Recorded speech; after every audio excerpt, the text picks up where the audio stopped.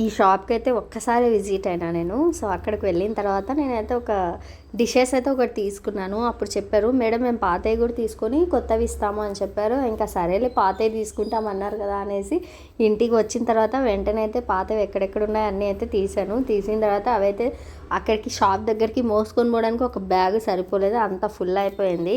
సరే అని తీసుకొచ్చి మొత్తం జోగిన తర్వాత దానికి అమౌంట్ ఎంత వచ్చిందో అంటే షాక్ అవ్వాల్సిందే. ఇంకా 290 రూపీస్ వచ్చింది.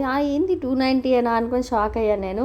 సరే ఇంకా పాత వస్తువుల దగ్గర మనం ఇంకేం అడగలేం కదా అన్నట్టుగా నేను అలా ఉండిపోయాను, మొహమాటంతో ఇంక ఉండిపోయి ఇంకా అమౌంట్ ఏం తీసుకుంటాలి అనేసి ఇక్కడ కడాయి అయితే చూశాను. అల్యూమినియం కడాయి అయితే ఒకటి చూసి సరే అని అదొకటైతే తీసుకున్నాను. ఇంకా స్టీల్ కడాయి కూడా తీసుకున్నాను. ఇంకా మళ్ళీ ఎక్స్ట్రా అమౌంట్ అయితే పడింది, అది పే చేసి ఇంకా తీసుకొని అయితే వెళ్ళిపోయాను. పాతయ్య అనుకున్నా కానీ నాకైతే మళ్ళీ ఎక్స్ట్రాగా ఇంకా అమౌంట్ ఎక్కువగానే పడింది. ఇంకా 500 దాకా అమౌంట్ ఎక్స్ట్రా పడింది అని అనిపించింది నాకైతే. అనవసరంగా పాతవి తీసుకొచ్చాను, ఏదో వాడుకోండి అంటే అయిపోయేది కదా అని అనిపించింది నాకు. మొత్తం పాత అయితే 2 కేజీస్ పైన అయితే వేసినాను. 2 కేజీకి పైన వేసిన తర్వాత నేనైతే 1/2 కేజీ కూడా కొనలేదు.